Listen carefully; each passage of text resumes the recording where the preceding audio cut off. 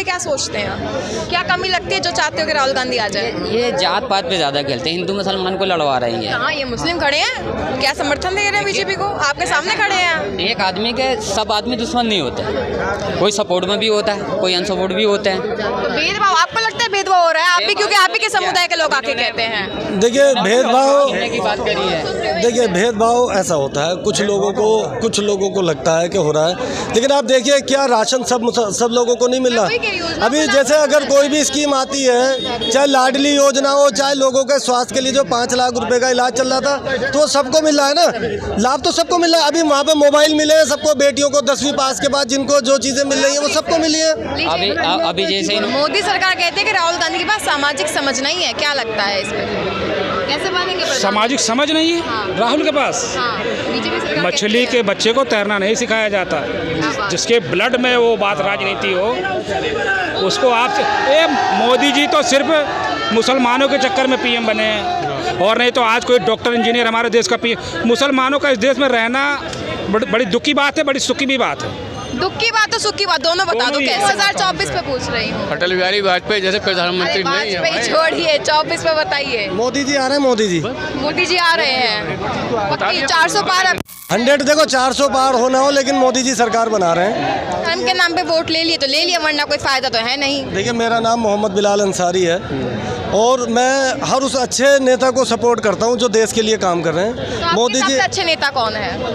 देखिए अच्छे नेता तो मोदी जी भी हैं, अमित शाह भी हैं, सब लोग हैं, केजरीवाल जी भी अच्छे नेता हैं, राहुल गांधी भी अच्छे नेता हैं।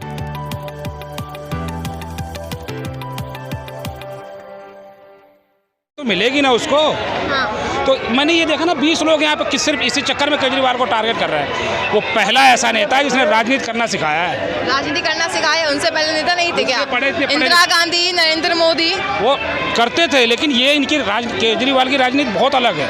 किस ये तरह से पढ़ा अलग लिखा है? बंदा है, इनकम टैक्स ऑफिसर है, एक छोटे से मसले के लिए कोर्ट चला गया। अगर इतने पढ़े लिखे नहीं होते हो तो कोर्ट जाके अपना वो हक लेके आते।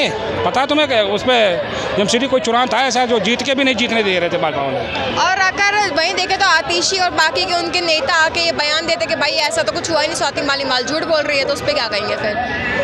देखो ये भैया, ये उस मुद्दे पे आप ना जाओ, उसको वहीं छोड़ दो। आप वहीं स्वाति मालीवाल पे अटकी पड़ी हो। देश कहाँ किस दौर से, कहीं ये मुद्दे दूसरे मुद्दे उठाओ ना। देश में क्या मुद्दे उठा, आप बताओ। ये देश में क्या हो रहा है, कितने ऐसे नेता हैं जो करोड़पति बने बैठे हैं, 10 साल से नेता बने बैठे हैं, कोई काम नहीं किया, सिर्फ अपने 20 बच्चों के लिए चुनाव लड़ते हैं। सबसे पहले अपने बारे में बताऊंगा, अतीक साहब थे, तागे वाले के लड़के थे, वो थे ना, लेकिन कितनी जायदाद जमीन जोड़ ली।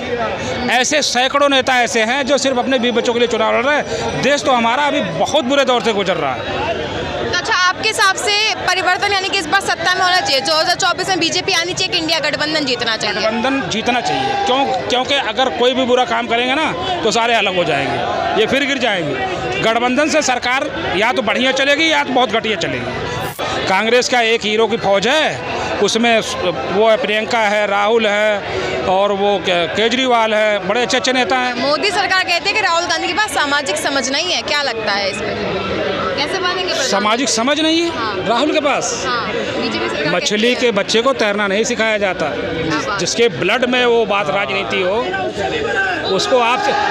मोदी जी तो सिर्फ मुसलमानों के चक्कर में पीएम बने हैं।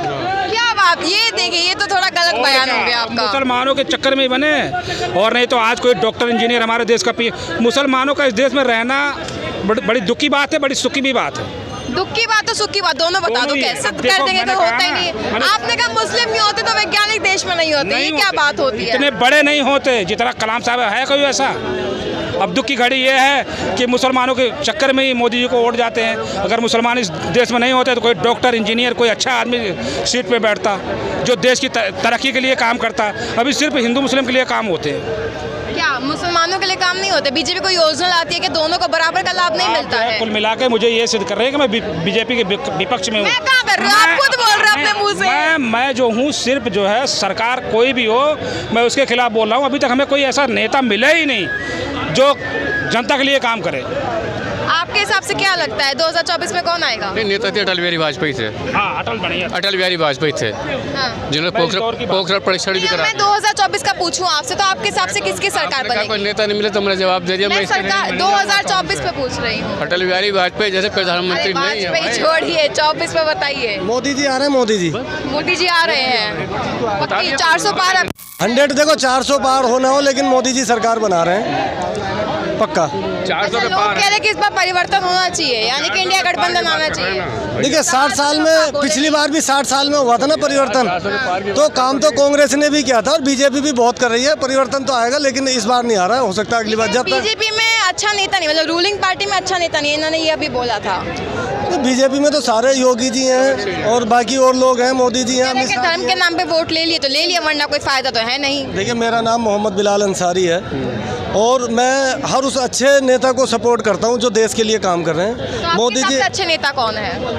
देखिए अच्छे नेता तो मोदी जी भी हैं, अमित शाह भी हैं, सब लोग हैं, केजरीवाल जी भी अच्छे नेता हैं, राहुल गांधी भी अच्छे नेता हैं। तो एक बार सबको मौका मिलना चाहिए, लेकिन इस बार मोदी जी को तीसरी बार मौका दे रहे हैं हम लोग। अच्छा, क्या कारण मानते हैं उनको मौका क्यों देना चाहिए?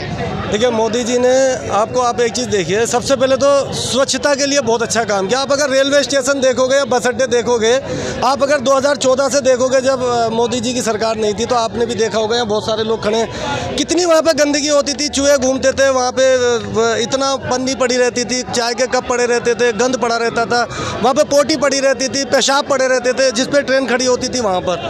आज अब अगर आप उसको, मैं सफाई के लिए बता रहा हूँ, सफाई स्वच्छ भारत अभियान जो चलाया था उसका असर देखने को मिला आपको? बिल्कुल सब जगह है, सब जगह। उसके अलावा भी बहुत सारी चीज़ें हैं, देश ने इतनी तरक्की करी है और आज अगर कहीं भी डंका बज रहा है तो मोदी जी की वजह से बज रहा है हमारे देश का डंका। अच्छा, अगर दिल्ली की बात करें तो केजरीवाल जी के लिए क्या लगता है? अगले साल तो देखिए तो विधानसभा चुनाव भी दिल्ली के होने वाले हैं, फरवरी में ही होंगे 25 में। तो क्या लगता है केजरीवाल सरकार की इस समय पकड़, क्योंकि लोग ऐसा कह रहे हैं केजरीवाल सरकार की पकड़ दिल्ली से छूटती दिखती है, क्यों? क्योंकि एक तो वो घोटाले में फंस चुके थे, उसके बाद से अभी वो सीएम के तौर पे बाहर नहीं है, प्रचारक के नाम पे बाहर है, तो उस पर क्या कहेंगे?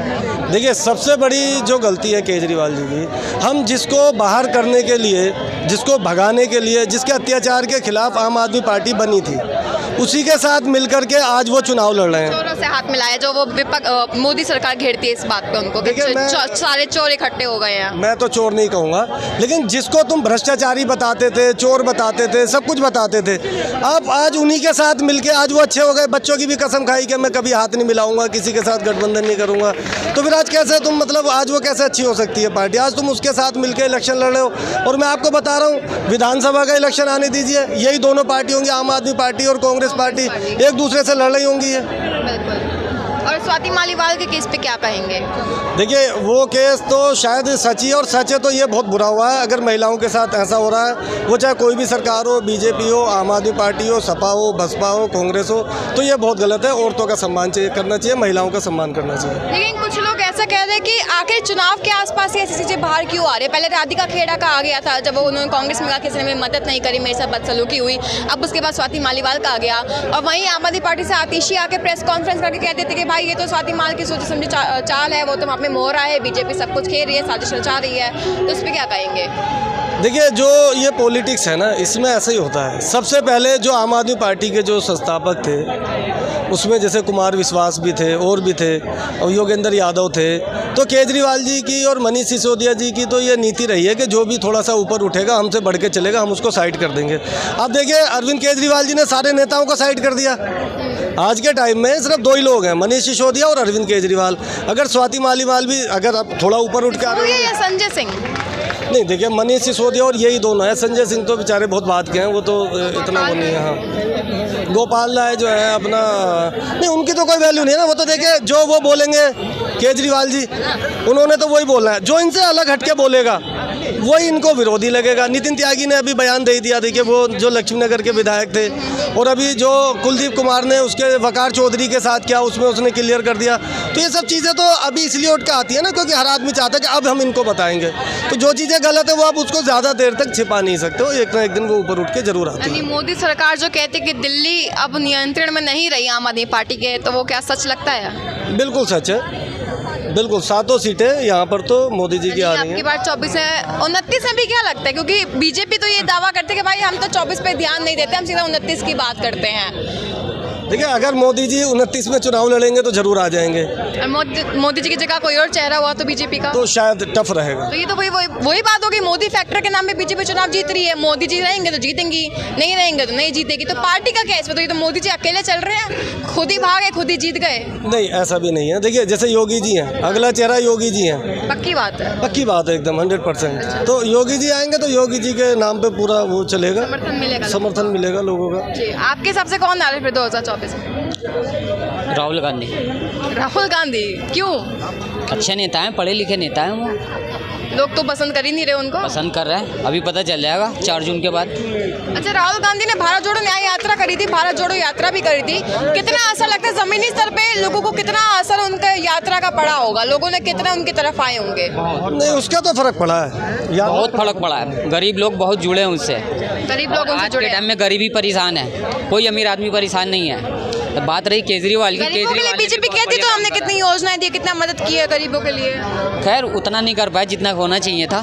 हाँ, लेकिन राहुल गांधी उससे ज़्यादा करेंगे। और बीजेपी सरकार के लिए क्या सोचते हैं, क्या कमी लगती है जो चाहते हो कि राहुल गांधी आ जाए? ये जात पात पे ज़्यादा खेलते हैं, हिंदू मुसलमान को लड़वा रही है। हाँ, ये मुस्लिम खड़े हैं, क्या समर्थन दे रहे हैं बीजेपी को? आपके सामने खड़े हैं। एक आदमी के सब आदमी दुश्मन नहीं होते, कोई सपोर्ट में भी होता है, कोई अनसपोर्ट भी होते हैं। तो भेदभाव आपको लगता है भेदभाव हो रहा है? आप भी, क्योंकि आप ही के समुदाय के लोग आके कहते हैं। देखिए भेदभाव, की बात करी है, देखिए भेदभाव ऐसा होता है, कुछ लोगों को लगता है कि हो रहा है, लेकिन आप देखिए क्या राशन सब लोगों को नहीं मिल रहा। अभी जैसे अगर कोई भी स्कीम आती है, चाहे लाडली योजना हो, चाहे लोगों के स्वास्थ्य के लिए जो 5 लाख रुपए का इलाज चल रहा था, तो सबको मिल रहा है ना, लाभ तो सबको मिल रहा है। अभी वहाँ पे मोबाइल मिले हैं सबको, बेटियों को 10वीं पास के बाद जिनको जो चीज़ें मिल रही हैं वो सबको मिली है। अभी जैसे इन्होंने कहा कि अगर कांग्रेस की सरकार आ गई तो महिलाओं के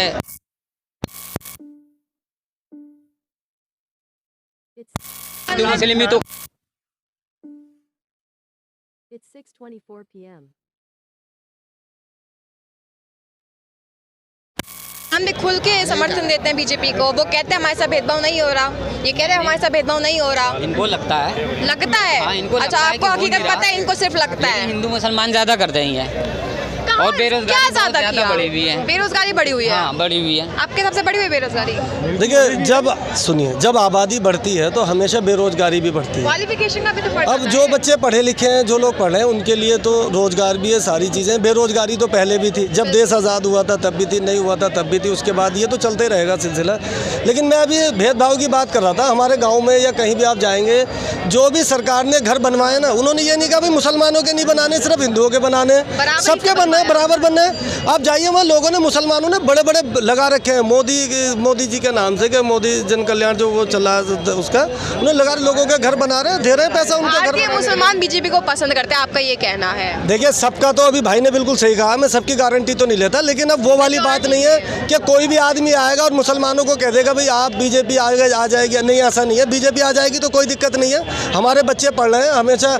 अब देखिए ना, IPS IAS मुस्लिम बच्चे आज के टाइम में, ये 10 साल में सबसे ज़्यादा बन रहे हैं। और आपने देखा भी होगा, अब सारी चीज़ें तो मीडिया में, लोग ज़्यादा से ज़्यादा बच्चों को पढ़ा रहे हैं, ये सब